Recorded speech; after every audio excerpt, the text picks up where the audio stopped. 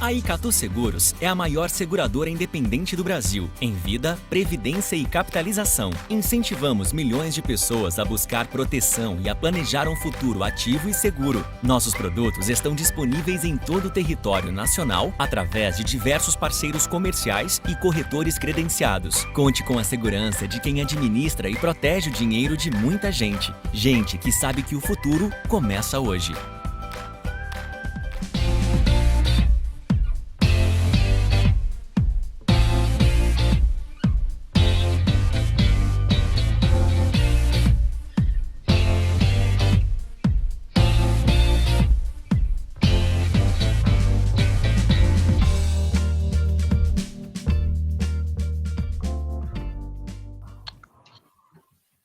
Olá, senhoras e senhores, estamos no ar aqui, Diego Casagrande, falando direto de Orlando, na Flórida, dos Estados Unidos. Sejam todos muito bem-vindos ao meu canal. Se você já está inscrito, deixa o like, se você estiver gostando, curtindo os nossos temas, a nossa discussão. Se você ainda não está inscrito, se inscreva e clique no sininho para receber as notificações. Nós vamos fazer uma live nesta segunda-feira de Natal, né, analisando alguns fatos que aconteceram nos últimos dias e também projetando esta semana que começa, né? Então, sejam todos muito bem-vindos. Eu começo desejando uma excelente semana a todos e apresento os nossos convidados, o advogado José Antônio Rosa, está conosco, também o cientista político Márcio Coimbra, que está lá em Brasília, e o Algric, o Alexis Grego, que é empresário, que está também, assim como Rosa, em Porto Alegre. Nós vamos fazer os nossos, enfim, quero ouvir os nossos convidados sobre alguns temas que eu selecionei aqui. Rosa, boa noite, bem-vindo. Boa noite, Diego, boa noite, Efremides, boa noite, Márcio. Uma grande satisfação, Diego, estar aqui participando do teu programa e conversando com os teus internautas. Igualmente. Márcio Coimbra, bem-vindo, boa noite. Boa noite, Diego. Um prazer estar aqui conversando contigo mais uma vez, com Rosa e com o nosso amigo Alexis Grego. É um prazer estar aqui diante de toda a tua audiência mais uma vez. Eu estou tomando um cafezinho aqui já, viu, gente? Amém. Grego, boa noite, bem-vindo. Boa noite a todos, principalmente aos ouvintes, porque essas lives são muito gostosas de participar, porque o número de espectadores sempre é muito alto, e, além disso, a qualidade dos espectadores é algo grandioso. A gente fala podendo falar com maior complexidade, sabendo que a plateia entende, compreende e acompanha tudo. É um prazer falar nesse tipo de live, Diego. Bacana, prazer é todo meu ter vocês aqui. Deixa eu começar com um tema que até não estava... Ele não estava, eu não tinha botado na lista, mas eu vou ter que botar na lista, tá? E vou começar, quero ouvir as opiniões de vocês. Ministro Gilmar Mendes, do STF, mandou a Lava Jato soltar pela terceira vez o doleiro Yasha, detido em Angra dos Reis na sexta-feira. Ordem de prisão da juíza Caroline Vieira, que substitui Marcelo Bretas na 7ª Vara Federal Criminal do Rio, e foi baseada em suposto descumprimento de decisão judicial e obstrução de justiça. Terceira vez que o Gilmar solta o homem, terceira vez. Ô Rosa, como é que um país vai para frente assim? Eu sei que nós somos insistentes, mas eu quero fazer uma rodada com vocês, começo contigo, né? O Gilmar Mendes é o laxante federal, né? O laxante da República, ele solta todo mundo. Quem é que vai parar o Gilmar Mendes? Porque o Gilmar Mendes um dia tem que ser parado de fazer essas coisas, Rosa. Olha, Diego, que tem que ser parado, tem. Agora, o problema é quem vai fazer isso. E quem pode fazer isso, Diego, está muito distante de fazer, porque está com o rabo preso, que é aquela quantidade enorme de senadores que nós temos lá no nosso Senado Federal, que tem processos tramitando junto ao Supremo Tribunal Federal. Então, hoje nós estamos numa espécie de um brete institucional, porque as instituições não cumprem com seus papéis, porque todo mundo tem, de alguma maneira, algo devendo ao outro. E isso aí mostra claramente o compromisso que eles têm entre eles e o descompromisso e o desprezo até pela sociedade, pelo povo brasileiro. Porque o grande problema hoje no Brasil, Diego, é exatamente essas relações não muito republicanas, né? E eu me sinto muito à vontade em dizer o que eu vou dizer agora, Diego, porque não fui eu que criei isso, não são palavras minhas, são palavras de um ministro do Supremo Tribunal Federal, o ministro Barroso, que, se eu não me engano, em 2017 ou 2018, deu uma entrevista para uma jornalista de um grande jornal de circulação nacional, onde ele afirmou, em todas as letras, que no Supremo Tribunal Federal tem gabinetes, inclusive, quando a jornalista perguntou para ele falou no plural, e a jornalista disse, aliás, ele falou no singular, e a jornalista redarguiu ele, questionou ele, dizendo o seguinte, mas o senhor não está sendo generalista, você não acha, não fica preocupado com isso? E ele disse, e aí ele voltou e respondeu, no Supremo Tribunal Federal tem gabinetes que fazem fila, onde se distribui senha para liberar corruptos, e aí ele disse uma coisa, Diego, para mim, como um advogado, eu reputo uma coisa mais grave, que é o seguinte, onde não se tem mais direito. Então, Diego, essa é a realidade que nós temos, tá? Essa é a realidade. Quem é que vai parar o Gilmar Mendes? Quem pode parar o Gilmar Mendes e toda aquela a turma lá que está decidindo contra o Brasil é o Senado Federal, e não faz. Uhum. Ô, Márcio, ministro Gilmar Mendes solta doleiro da Lava Jato, doleiro preso pela Lava Jato, terceira vez que o cara é preso, o cara não está nem aí para a justiça. Quem para o Gilmar Mendes, hein? Se é possível isso? Olha, Diego, quem era para ter parado Gilmar Mendes era aquela pessoa que recebeu seus 58 milhões de votos nessa última eleição para presidente da República e que traiu todos os brasileiros, que se chama Jair Messias Bolsonaro. Ele desistiu da sua agenda anticorrupção, enterrou a Lava Jato, enterrou a esperança dos brasileiros e realizou o maior estelionato eleitoral da história do Brasil.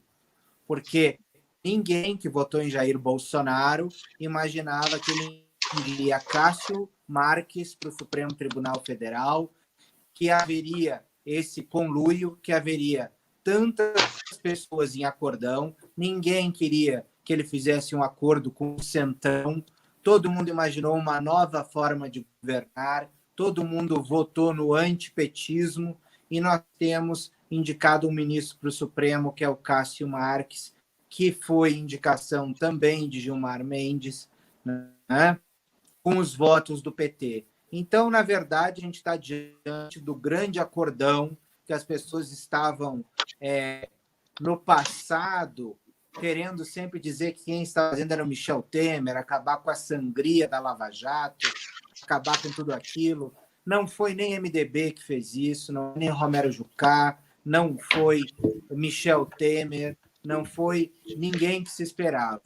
A única pessoa responsável pelo estado de coisas, pela falta de privatizações, que não aconteceu nenhuma nesse governo, pela pauta anticorrupção que está engavetada, por ter tirado o ministro Moro, por ter freado a Lava Jato, por ter realizado o maior estelionato eleitoral da história do Brasil, é Jair Bolsonaro. Eu não tive dúvidas em responder isso para você, porque Gilmar Mendes está do lado do Jair Bolsonaro, e é isso que a gente está vendo.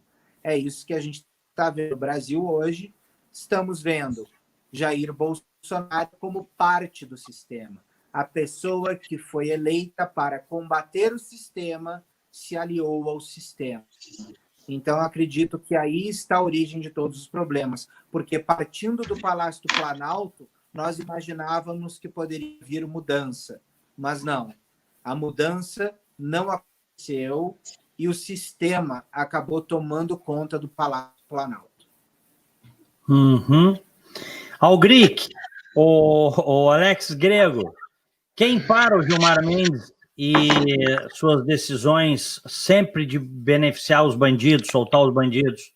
Gilmar Mendes é apenas um agente de um grande sistema chamado establishment, ou estamento que controla a nação brasileira. O STF é ferramenta desse mecanismo todo. Nós tivemos expectativas muito grandes com o novo governo, principalmente, inclusive do ponto de vista de agentes libertários como eu. Houveram vários libertários que ficaram com uma relativa fé no novo governo, em função de uma perspectiva de disrupção, que é o que nós pregamos há décadas no Brasil. Isso, lamentavelmente, não veio a acontecer. Eu não vou identificar apenas na figura de Gilmar Mendes, ou do Barroso, ou do Lewandowski, ou de qualquer um, porque nenhum daqueles ministros nos serve. Nenhum dos 11. Nenhum. Por quê? Porque tudo isso é parte de um grande mecanismo, já tivemos até série de TV sobre isso, é um grande mecanismo que controla a nação brasileira, e esse mecanismo ele está diretamente relacionado a grupos de influência que controlam a nação brasileira e controlam o Estado brasileiro. Eu procuro evitar nesses debates assim genéricos, assim, dentro de um amplo espectro de audiência, entrar muito no foco do libertarianismo. Mas, nesse caso, me parece inevitável que se aborde isso. O grande problema brasileiro se chama Estado.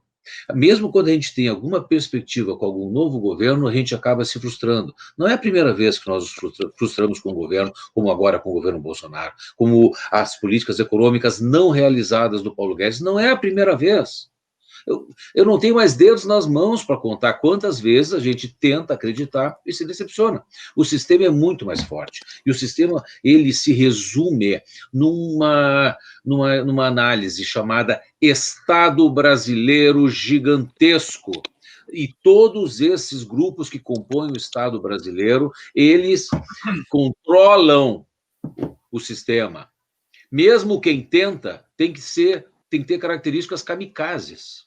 Nós tivemos agora uma declaração do Paulo Guedes, recente agora, dizendo que havia já impeachment programado para em 60 dias para o presidente. Não estou defendendo o presidente aqui. Ele tentou fazer algumas coisas, não conseguiu. Acho que se aliou com o outro lado, concordo em parte aí com o Márcio, não com tanto ênfase, mas concordo. Mas o sistema é muito mais forte do que se imagina. Não há solução no Brasil enquanto não se quebrar as forças do Estado. Isso passa principalmente por tirar dinheiro do Estado, não financiar mais. O Estado, resumindo para quem não me ouviu falar ainda em público, tá? É composto de 3 grupos de pressão majoritários. Todos são nocivos para a sociedade. Primeiro, classe política altamente remunerada. Tem que ser substituída por uma classe política muito mais voluntária e com ajuda de custo e não enriquecimento através da política. Isso vai filtrar um pouquinho a qualidade moral dos políticos. Tá? Segundo, corporações do serviço público, que hoje drenam a maior parte dos recursos públicos através de salários gigantescos, benefícios, aposentadorias mirabolantes. Tá? Dentro do setor público eu coloco um nicho muito forte, que é o maldito Poder Judiciário brasileiro, que é o mais caro e pior e mais ineficiente Poder Judiciário do planeta.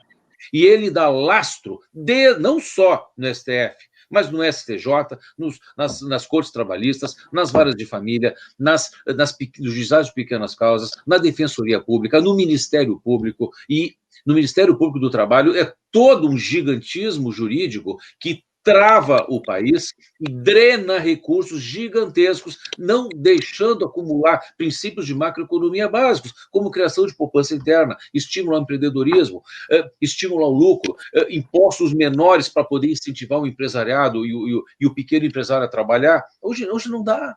Compreende? Esse mecanismo todo é uma espécie de parasita gigantesco que drena a sociedade. E o terceiro grupo, que sempre se alia a esses dois, é inevitável. É o quê? São aqueles empresários oportunistas, os empresários amigos do poder, que acabam fazendo com que essa máquina toda aconteça, dando áreas de capitalismo, que, na verdade, não existe no Brasil. Eu lamento, mas o problema não é só o Bolsonaro, não é só o Gilmar Mendes, é muito mais amplo. Olha aqui, senhores, Zé Antônio Rosa, Algric e Márcio Coimbra. É o seguinte, ó. O Cássio Nunes Marques, que foi colocado, escolhido a dedo pelo Bolsonaro e chancelado pelo Senado, inclusive com aplausos do PT, todo mundo sabia que o Cássio Nunes Marques ia ser isso que ele está sendo. Primeiro voto dele, ele votou contra a Lava Jato, o segundo ou terceiro aí, ele alterou monocraticamente a lei da ficha limpa, quer dizer, uma coisa de maluco. Ninguém teve coragem de fazer isso. E o Cássio Nunes Marques chegou lá, num pedido do PDT, e alterou a lei da ficha limpa às vésperas do recesso. Agora vai a plenário, né, na volta, eu não sei se isso vai permanecer, mas é uma excrescência. Muita gente me perguntou, eu gravei um comentário sobre isso, o pessoal queria entender. Bom, a lei da ficha limpa vem sendo interpretada da seguinte maneira: condenados por colegiado em segunda instância, eles cumprem a pena, ficam inelegíveis a partir da condenação, cumprem a pena e depois da pena conta-se 8 anos de inelegibilidade, tá? O que o Cássio Nunes Marques fez foi tirar o artigo ali da legislação que diz que começa a partir a inelegibilidade do final da pena. Então ele encurtou o tempo que o cara tem que ficar, que o bandido, né? Porque o cara condenado em segunda instância é bandido, tá? E são crimes ali, crimes contra o patrimônio público, formação de quadrilha, corrupção ativa, tráfico de drogas, tá tudo ali. E o Cássio encurtou, ele deu uma moleza, um merengue para a bandidagem. O cara que está aí há pouquíssimo tempo. E eu pergunto o seguinte para vocês, porque é isso que é a pergunta que todo mundo faz, né? Por que é que o senhor Jair Bolsonaro nomeou esse cara? Esta é a pergunta. Porque se a gente pode chegar à conclusão, eu quero ouvir vocês, começar com... Vamos inverter agora, eu começo com o Márcio, depois o Grego, depois o Rosa, tá? Por que ele nomeou? Porque se a gente entender que ele não sabia o que estava fazendo, é um inepto. Ele não sabia que estava nomeando um garantista, um petista, um cara que ia julgar contra a sociedade. Bom, então é um inepto. Se ele sabia, talvez seja mais grave. Prova de que se associou a esse sistema que ele prometia combater. Márcio, 27 anos vai ficar no Supremo Tribunal Federal Cássio Nunes Marques. Imagina isso. O que levou o Bolsonaro a indicar esse cara? Olha, Diego, eu acho que é a tua segunda opção, que realmente é a opção mais triste. Ele está aliado a esse sistema. Ele está jogando o jogo. Houve um estelionato eleitoral. Bolsonaro foi eleito com uma agenda e está governando com outra. Ele não escolheu um conservador, ele não escolheu um liberal, ele não fez reformas econômicas liberais, ele não está fazendo nada para o qual ele foi eleito. Pelo contrário, ele está fazendo o oposto. E fazendo o oposto, a decisão pelo Cássio Marques é uma decisão natural, porque é uma decisão, como o Grego falou, a favor do establishment, ou seja, é a favor da acomodação de todos os enrolados pela justiça. É a antítese daquilo que levou ele ao Palácio do Planalto, que é a rejeição ao establishment, a rejeição à velha política, a rejeição às velhas práticas.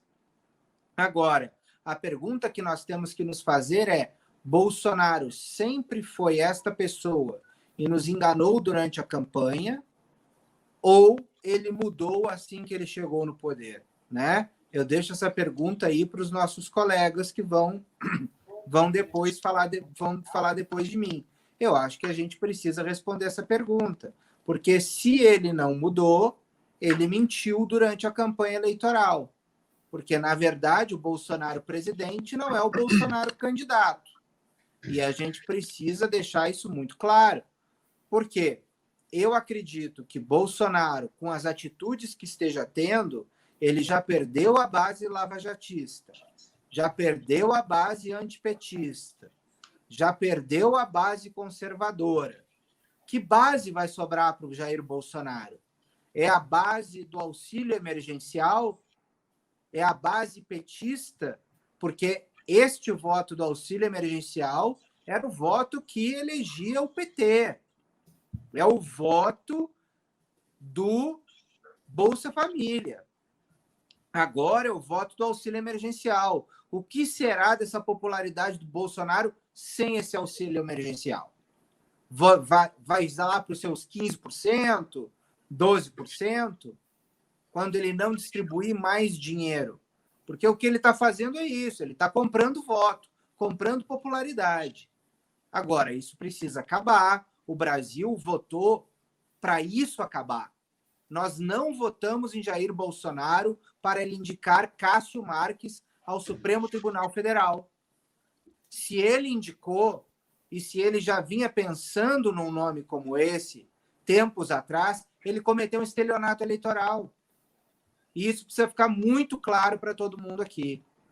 E não é Cássio Marques, não é Centrão, não é nada que vai fazer Bolsonaro ser reeleito. Eu digo e repito o que eu venho falando. Mesmo com ele presidente, com esta presidência desastrosa, ele não chega no segundo turno.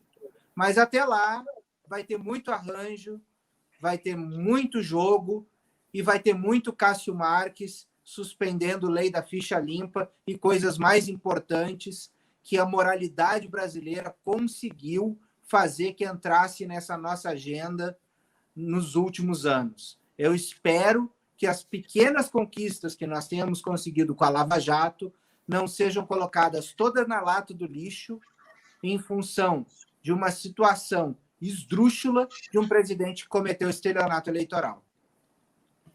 Grego, Alexias, o que é que levou o Bolsonaro a indicar o Nunes Marques, que agora revogou parte da lei da ficha limpa no canetaço, monocraticamente? Tua opinião?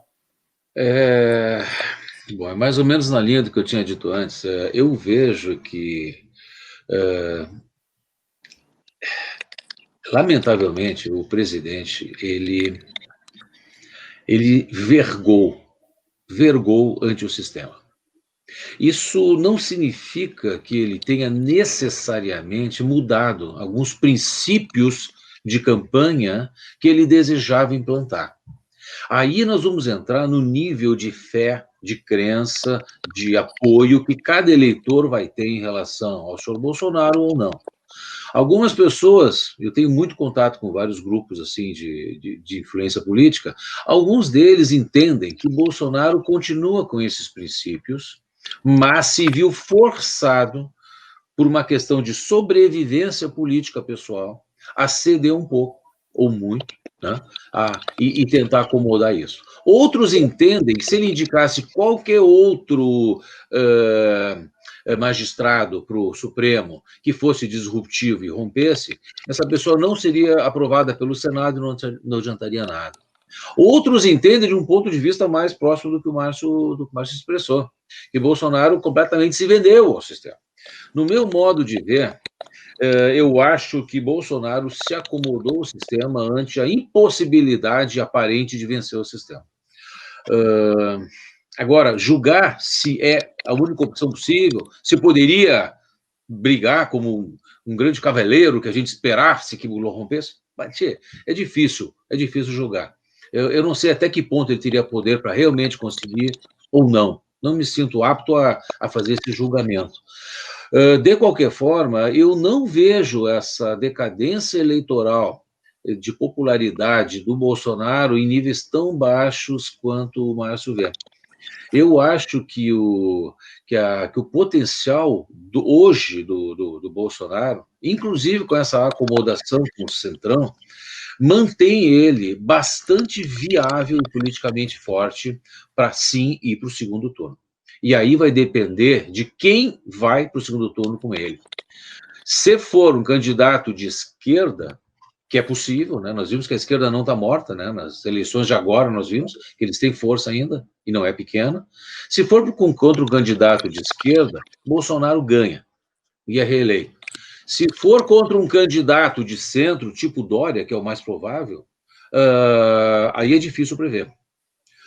Eu acho que ainda tem uma base muito grande de apoiadores do presidente num nicho conservador nacional que se sente representado por uma proposta que não está vingando, mas ainda leva muita crença no eleitorado de que essa proposta tinha o objetivo de romper com tendências globalistas e de rompimento de uma visão majoritariamente conservadora da sociedade brasileira. Dentro desse viés do conservadorismo preponderante do eleitorado brasileiro, eu acho que ninguém está representando esses conservadores mais do que Bolsonaro ainda hoje. Então, nós vamos ter uma divisão clara nas próximas eleições entre conservadores que vão ir para o Bolsonaro, conservadores não só intelectuais, gente do povo, né, que tem essa visão mais tradicional. Nós vamos ter a esquerda e nós vamos ter um tipo de centro social-democrata que vai tender para o Dória. Qual desses três pratos vai ter mais peso é difícil prever ainda. Uhum. Rosa, o que teria levado o Bolsonaro a indicar esse Cássio Nunes Marques, que esse cara aí nas decisões dele daqui para frente só vai ferrar o combate à corrupção, né? Tá muito claro. Bom, Diego, vou acrescentar algumas palavras ao que foi dito pelo Márcio, né? Que o Márcio talvez tenha esquecido, mas sabe disso, que nós temos ainda a CPI da Lava Toga foi enterrada pelo Bolsonaro. Tá? Foi enterrada pelo Bolsonaro. Nem mesmo o filho dele botou o nome lá, né, para que a CPI da Lava Toga ocorresse e que certamente, de alguma maneira, poderia inibir o que nós estamos assistindo hoje do Supremo Tribunal Federal. E isso só está... E o Supremo Tribunal Federal, a partir daí, adquiriu uma força, e essa força me parece muito clara o seguinte: a quantidade de gente que tem o rabo preso lá é maior do que nós imaginamos. Né? E eu acho que saiu daquela casa legislativa, foi para outra e também foi para um outro poder. Tem mais gente com o rabo preso aí, ao ponto do Supremo Tribunal ter essa força. O Diego já conhece a minha posição em relação a isso, né? Mas eu acho que alguns internautas também, porque eu já me manifestei em outras lives, eu digo o seguinte: o Bolsonaro ganhou as eleições com um projeto que foi forjado por nós nas ruas. Porque o Bolsonaro não tinha projeto. Aquela história do posto Ipiranga, virei um conservador, virei um liberal, aquilo é conversa, porque nós todos sabemos a história parlamentar do Bolsonaro, que nada tinha a ver com isso. O Bolsonaro já votou no Lula. Aliás, no Lula não, ele votou no companheiro Lula, como ele disse. Votou. Ele chamou de competente o José Genuíno Neto, que foi preso por ser ladrão, tá? Chamou de competente o comunista lá, como é o nome dele? O Rabelo, Aldo Rebelo, chamou de estava para assumir o Ministério da Defesa. O Bolsonaro disse que o Chávez era a grande esperança da América Latina. Então, esse é o Bolsonaro. Aí as pessoas disseram, não, mas na época ele não sabia do Chávez. Até as pedras sabiam, só ele que não. Só ele que não. Isso mostra que tinha aí um problema de ignorância política, desconhecimento de uma visão política mais macro. Tá? Era para saber o que o Chávez era, desde sempre. Tá? Então, essa é a história do Bolsonaro. O Bolsonaro sempre votou contra, ou melhor, sempre votou junto com o PT contra o Brasil, nos projetos mais importantes que o Brasil teve, inclusive o Plano Real. Então, assim, ó, aqui não é acusação, isso aqui é fato. Isso aqui é fato. Nós temos que levar em consideração isso aqui. Tá?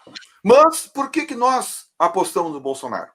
Nós apostamos no Bolsonaro porque nós entendemos, ou pelo menos entendimos na época, uma certa sinceridade dele no momento que ele disse que tinha mudado.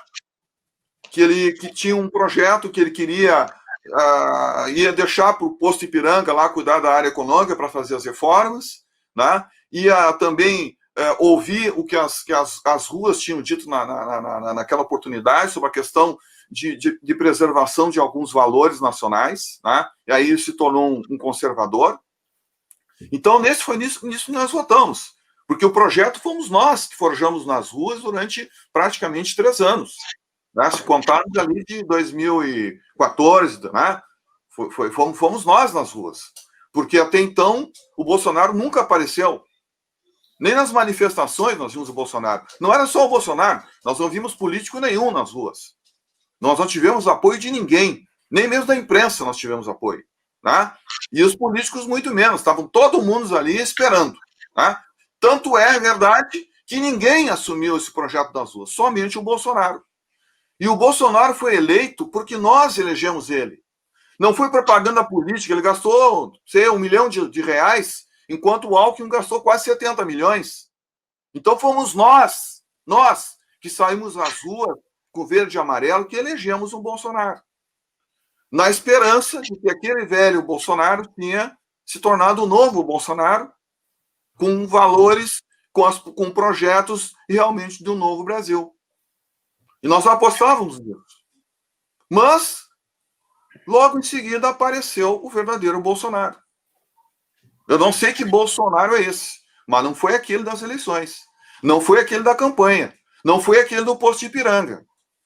E o Cássio, o Diego, amigos e internautas, o Cássio não é um fato isolado. O Cássio não é um fato isolado. Antes do Cássio teve o Aras. E o Aras, antes, durante o processo de seleção e depois, ele dizia que era contra a Operação Lava Jato. Depois que ele foi nomeado, ele teve a petulância de fazer uma live com os advogados dos criminosos e alguns já condenados na Operação Lava Jato e transmitir essa live pela TV do PT. Ele teve a petulância de dizer que iria acabar com o lavajatismo. Ele disse isso. E acabar com o punitivismo. Ou seja, o Ministério Público, o dono da ação penal, o órgão responsável para defender a sociedade, sob as palavras do chefe, né, do Ministério Público Federal, disse o seguinte: nós vamos acabar com o punitivismo. E ele está fazendo isso. Ele está mexendo na Operação Lava Jato. A Operação Lava Jato tem prazo para terminar. Nós temos aí uma quantidade enorme de documentos ainda a serem avaliados. Nós temos uma quantidade muito grande ainda de gente a ser investigada. Nós temos uma quantidade aí muito grande ainda de gente a ser processada, denunciada e processada, mas a Lava Jato já tem prazo. Ela tem prazo de 31 de janeiro, depois foi estendida ao final de, se não me engano, de outubro, mas alguns procuradores já estão dizendo que esse prazo é insuficiente. E nós elegemos o senhor Jair Messias Bolsonaro com a maior bandeira das ruas, que foi contra a corrupção. Em algumas oportunidades, inclusive, nós fizemos manifestações para defender o juiz Sérgio Moro. Porque o maior câncer que nós temos no Brasil se chama corrupção. A corrupção hoje, Diego, ela saiu da esfera pública e foi para a esfera privada. Ela degenerou os valores das pessoas dentro dessas casas. Tanto é verdade que hoje nós temos bandido de estimação e político de estimação. As pessoas romperam todos os seus lacres, romperam os lacres dos seus valores para defender bandido. Nós temos hoje uma parte da população brasileira que tem bandido de estimação. E agora nós estamos vendo uma outra parte da população que tem político de estimação. Então, enquanto nós não mudarmos essa mentalidade de que nós temos que defender as instituições, e em última instância, cada cidadão brasileiro, e não políticos, e não salvadores de pátria, enquanto nós não entendermos que essa mentalidade precisa mudar, nós seremos esse país, que na verdade é uma floresta tropical toda ornada de corporações que cuidam do seu próprio nariz e o povo que se dane. É isso que nós estamos vendo, Diego. E o Cássio Marques faz parte desse processo. Ele foi encomendado, Diego. Ele foi encomendado. A primeira decisão dele no Supremo Tribunal Federal foi contra a Operação Lava Jato. E a segunda operação foi para ajudar o Lula. E agora uma decisão que atenta até mesmo contra uma decisão do Pleno. Aliás, está se tornando regra no Supremo Tribunal Federal. Aliás, Diego, nós não temos um Supremo Tribunal Federal. Nós temos 14 Supremos Tribunais Federais. Nós temos o Pleno, as 2 turmas e os 11 ministros. O Rosa, tu já está sendo chamado de petista aí. Eu acho engraçado. Eu acho maravilhoso. Não, sério, é engraçado, assim, eu vou dizer, é triste, mas também é engraçado esse pensamento polar desse pessoal aí, cara. É impressionante. Tu virou petista, Rosa. É um pensamento binário. Não, eu acho que tem outro problema aí, tem um problema de valores, viu, Diego? Tem um problema de valores. São os mesmos valores desses caras que aprontam. Porque é o seguinte, Diego, eu que sou petista, mas eles que nomeiam petista para o governo.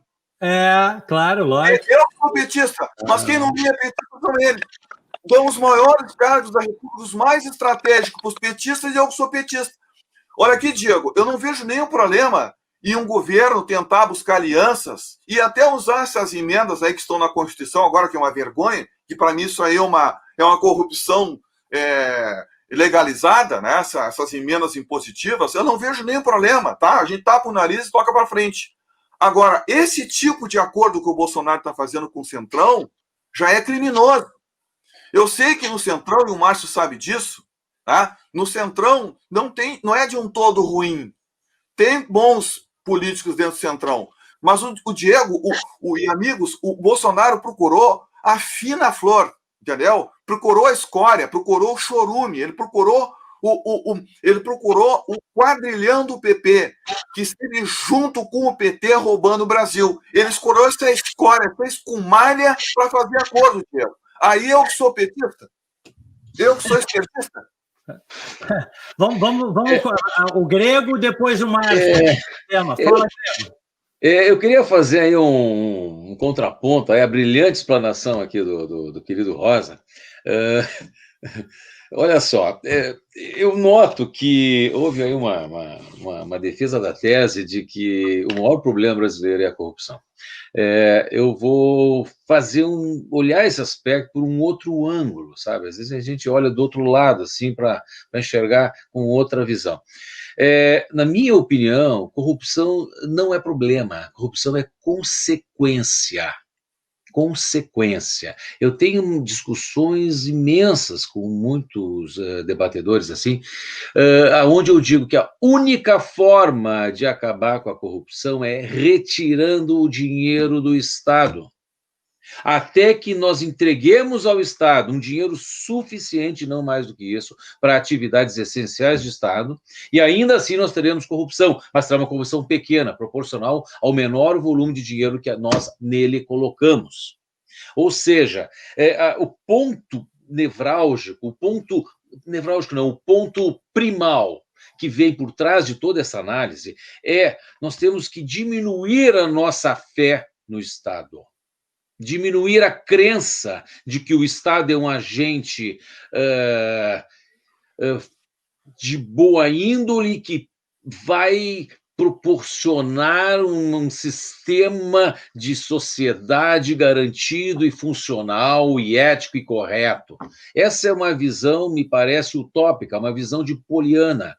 Nós temos que entender, vamos fazer um retrospecto. Bolsonaro está apresentando problemas? É claro que está. Eu tive em passeata lá defendendo o Bolsonaro quando o STF queria empichá-lo. Eu tive lá fazendo isso. Não sou bolsonarista. Me pareceu a opção correta, a atitude correta na época. Hoje ainda, eu fico analisando agora, com toda a decadência, digamos, de governabilidade do Bolsonaro, que está cada vez mais se verregando ao sistema, concordo inteiramente com vocês, tanto que não sou bolsonarista, o que isso prova, eu fico pensando, antes do Bolsonaro, nós tivemos Temer.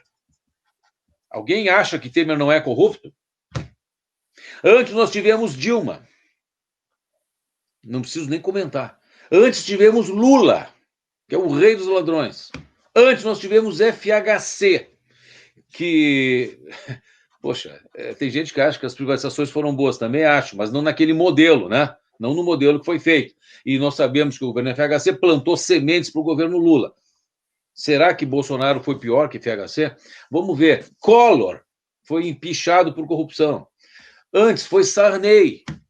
Alguém acha que Sarney não é extremamente corrupto? Ou seja, a corrupção acompanha os governos federais, como acompanha os estaduais, como acompanha os municipais. Corrupção é a regra do jogo. Corrupção não é a exceção. Não há como evitar que governos com grandes volumes de dinheiro, como acontece aqui num país grande como o Brasil, não tenha corrupção. Bolsonaro está ruim? Tá. Não está satisfazendo as expectativas. Mas o maior problema que nós temos é a fé que nós temos no sistema, a fé que nós temos no Estado. Vamos consertar o Estado, vamos construir um Estado eficiente. Nós vamos conseguir fazer isso. No Brasil é ainda mais difícil que em países mais desenvolvidos, porque o nível educacional e político brasileiro é muito baixo. É muito baixo. Vamos lá para cidades miúdas do interior, com índice de analfabetismo funcional gigantesco, com o IDEB baixíssimo. Vocês acham que nós vamos conseguir um Estado eficiente nessas condições? Não vamos conseguir, gente. Os populistas sempre vão tomar conta disso. As corporações do funcionalismo público, que hoje controlam metade do Congresso brasileiro. Então, é ilusão nós achar que vamos consertar isso. Não vamos. Nós precisamos conseguir fazer isso como? Rompendo o Estado brasileiro. Por isso que aí vem, e por isso que eu sou acusado de ser bolsonarista até hoje, porque Bolsonaro acenou com uma expectativa de disrupção. E essa expectativa foi tão inédita, foi tão rara de se ver, que sim, até libertários deram um relativo apoio a ele, nessa expectativa de disrupção. Eu confesso que eu alimentei a hipótese do STF até ser fechado, para começar de novo. Porque alguém que vai defender a manutenção do STF com esses 11 criminosos lá, alguém tem que ser louco. Não, peraí, só um pouquinho. Comprei? Grego, desculpa a expressão criminoso. Não, tu pode falar isso. Não. Tem razão. Não. Tu pode com esses 11 magistrados não dá para fazer. Tu pode te referir como tu quiser, não é essa questão que eu quero pontuar. Sim. Havia um caminho institucional para mudar os ministros do STF, que era uma CPI para investigar os magistrados das Cortes Superiores, e só quem pode empichar ministro é o Senado. Quando estava tudo pronto, a onda feita, o Bolsonaro pediu para os bolsonaristas tirarem as assinaturas, cara. Mas aí ele vergou o sistema. É isso que eu estou dizendo, senhor. Não adianta alimentar nas pessoas a ilusão de que é possível fechar a corte, por mais porcaria que seja, se você tem um caminho institucional menos doloroso, dentro das regras, e você não quer este caminho. Porque aí mata o discurso anterior. Não adianta dizer, tem que fechar, prender, tal, se você tem um caminho institucional e não quer fazer. Entendeu? É o que eu acho.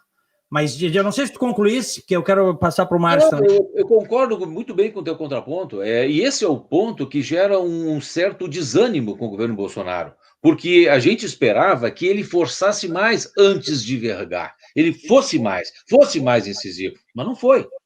Houve uma expectativa de disruptura, e a gente esperava isso, a gente realmente esperava isso. A gente queria que houvesse processo de impeachment, pelo menos de alguns ministros, compreende? Mas claro, não, eu continuo, eu entrevistei recentemente o senador Olímpio, lá de São Paulo, ele continua tentando fazer a CPI lava-toga e acreditando, e eu acredito, nós vamos ter que empichar cedo ou tarde. Se empicha prefeito, vereador, governador, presidentes, 2 em 25 anos, tem que empichar juízes corruptos. E tem juiz corrupto, mas existe uma institucionalidade para fazer, né? Eu só faço a ressalva de que a briga ela é muito ampla, ela não abrange só o STF, ela se espraia por todo o Poder Judiciário, porque as ameaças que o Bolsonaro sofreu, e outros governantes que sequer pensaram nisso, não é só do STF, é de todo o sistema judiciário. Ou seja, nós vivemos hoje num sistema onde existe um estamento cuja estabilidade é garantida pelo sistema judiciário brasileiro. É por isso que eu digo, eu não sou revolucionário, mas eu tinha, sim, uma expectativa de que houvesse uma disrupção no STF, seja por impeachment de alguns ministros, e aí eu concordo contigo, Diego, o presidente se vergou ao sistema, lamentavelmente. E nós podemos deixar bem claro, o maior erro do governo até hoje foi a indicação do Cássio Marcos. Tem cara lá que... Foi o maior erro, porque ali ele devia ter peitado. Esse é o maior erro. A minha maior decepção pessoal com o presidente foi essa. Porque ele poderia ali ter colocado, sim, um ministro de primeira ordem, Um ministro de linha conservadora, ética, um magistrado desse nível. Ele errou. E ele tinha duas oportunidades, né? A primeira e a segunda, já queimou a primeira. Nós teríamos dois. Foi o maior erro dele. Essa cedência, essa verga ao sistema. O Trump aqui nos Estados Unidos indicou três, né? Três conservadores. O pessoal critica muito o Trump, inclusive conservadores, mas nas indicações dele, o pessoal diz que ele botou constitucionalistas raiz, né? Deixa eu só dizer o seguinte, antes de passar para o Márcio. Pessoal, se você não está inscrito e está assistindo a live, se inscreva no canal e clique no sininho, tá? Para receber as notificações, os meus comentários diários e as notificações das lives. Márcio Coimbra. Então, Diego, é uma situação complicada que a gente tem no Brasil hoje, né? Problema do Supremo Tribunal Federal, o problema da política, o problema da reforma política. O Brasil está precisando de reformas em todas as frentes, em diferentes áreas, reforma política, reformas econômicas. Nós estamos diante de um ano muito difícil. 2021 não dá para tapar o sol com a peneira. Vai ser muito difícil. Nós vamos começar um ano sem vacina, sem estabilidade econômica, sem auxílio emergencial, com um enorme desemprego. A gente está diante de um 2021 muito difícil. E aí é o que eu digo. Isto vai afetar, sim, a popularidade de Jair Bolsonaro. Eu vejo isso dessa forma. Assim como em 2016, quando eu dizia que Jair Bolsonaro ia ser eleito presidente da República, as pessoas diziam que eu estava errado. Inclusive, né, Diego, entrevistamos, né, o Jair Bolsonaro na Band, no teu programa, durante quase 2 horas, né? É isso aí. Conversando com ele ainda no início de 2016. Naquela época, eu dizia que o Jair Bolsonaro tinha condições de chegar ao Palácio do Planalto, o pessoal dizia que eu era doido.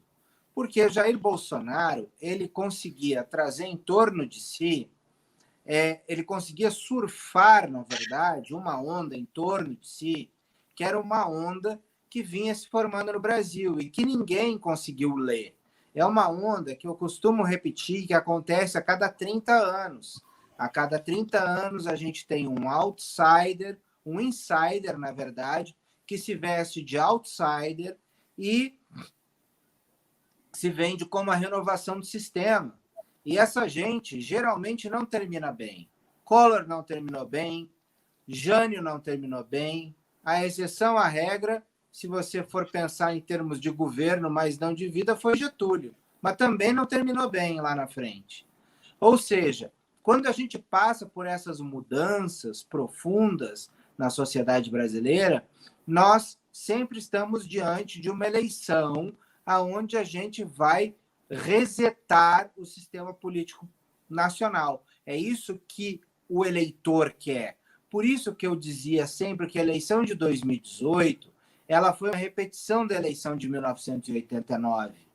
Assim como a gente não pode olhar para a eleição de 2022 e olhar para a eleição de 2018 e dizer que 2022 vai ser igual a 2018. Não será. Não é o mesmo tipo de eleição. A gente tem que olhar para as eleições municipais e ver para onde as eleições municipais nos guiam. A eleição municipal nos mostrou claramente em 2016 que o eleitorado estava querendo um caminho de mudança, que estava buscando outsiders, pessoas de fora da política, que fossem resetar o sistema. Nós tivemos esse caminho delineado em 2016 e ele se concretizou em 2018 com a eleição de Bolsonaro. Isso não significa que em 2022 nós tenhamos a repetição deste modelo. Muito pelo contrário, nós vamos ter esse modelo lá na frente. O que o Brasil vai buscar a partir de 2022 é uma estabilidade, vai assentar o sistema político. É isso que o eleitorado mostrou na eleição de 2020. Ele está rejeitando a esquerda e ele está rejeitando a direita. Ele está rejeitando a polarização. Jair Bolsonaro foi o grande cabo eleitoral que deu o abraço de afogado em vários candidatos no Brasil inteiro. Se você queria ter sucesso nas urnas, era melhor que Jair Bolsonaro não o apoiasse em 2020. Então, isso nos dá uma ideia do que vai acontecer em 2022. 2022 tende a ser um ano pós-2021, que é um ano muito difícil, aonde Jair Bolsonaro vai sair muito combalido, aonde a esquerda não conseguiu se encontrar e aonde o centro, assim como em 2020, vai ter uma grande oportunidade. E assim como nos Estados Unidos, como aconteceu com Donald Trump em 2016 e nós vimos repetir a história em 2018 com Bolsonaro, nós podemos imaginar que alguém com a aura do Joe Biden seja aquela pessoa que possa vir a ser o candidato vencedor em 2022. Uma virada pela moderação, pela ausência de polarização e pela racionalidade do sistema, depois de anos turbulentos, com uma economia combalida, com uma saúde combalida, com um Estado desmontado e com a corrupção sem ter sido combatida nos últimos anos. 2022 não será 2018. 2022 vai ser muito mais parecido com 2020 do que todo mundo está imaginando. Uhum. Senhores, olha aqui, eu quero perguntar para vocês em seguida sobre a vacina e sobre a decisão do STF, vacina obrigatória. Quero saber se vocês vão se vacinar. Fiquem à vontade para responder ou declinar, tá? Mas antes, deixa eu rodar aqui o que o presidente disse na sua live de quinta-feira. Ele reclamou da direita burra, da direita que o critica. Vamos ouvir aqui.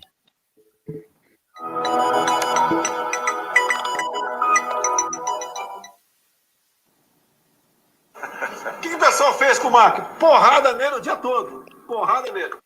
Inclusive acusando ele de abortista. Porrada nele. O que aconteceu? Voltou a esquerdalha da Cristina Kirchner. Tome conhecimento do que está acontecendo com a Argentina. E detalhe, vi hoje na imprensa, se eu estiver falando a verdade na imprensa, né?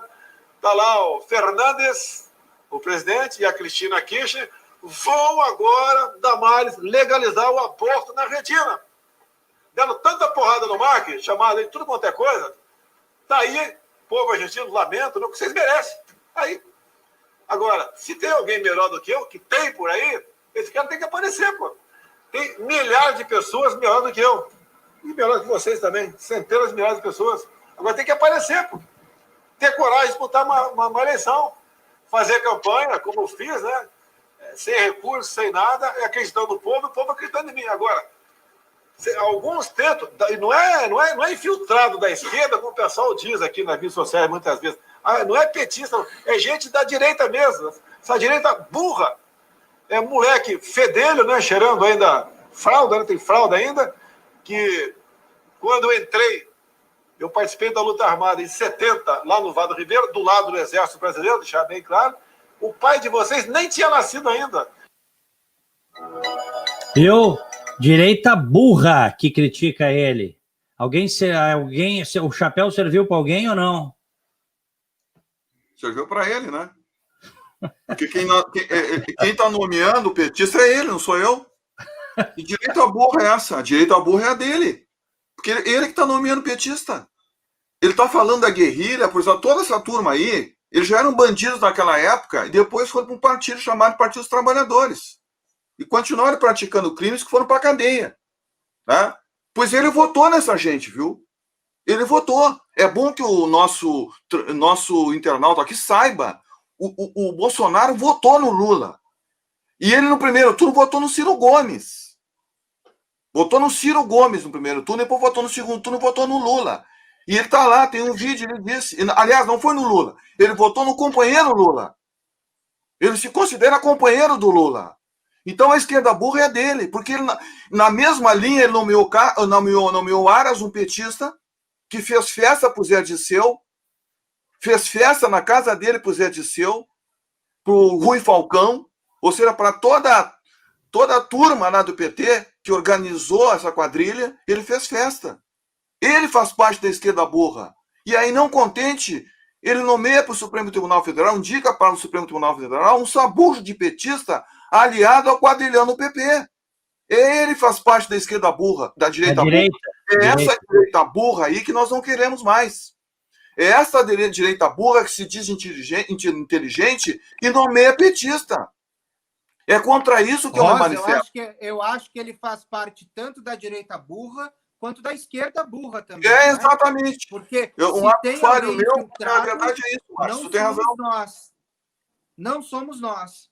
Quem é infiltrado é ele. Agora, exatamente. Desculpa, Jair Bolsonaro quer se comparar com Maurício Macri? Falta muito para Bolsonaro ser Maurício Macri. Mas falta uma vida. Ele precisa nascer de novo. E outra coisa, ele disse que participou da luta armada no Vale do Ribeira na década de 70. Mentira! Não há comprovação deste fato. Isso é mentira. Maravilha. Valeu, Grego. Valeu, Márcio Coimbra, José Antônio Rosa. Obrigado mesmo, viu? Grande satisfação ter vocês aqui comigo essa noite. Obrigado a todos aí pelo carinho, obrigado pelo prestígio, pela audiência. Um grande abraço, uma ótima noite, ótima semana. Fiquem com Deus. Tchau.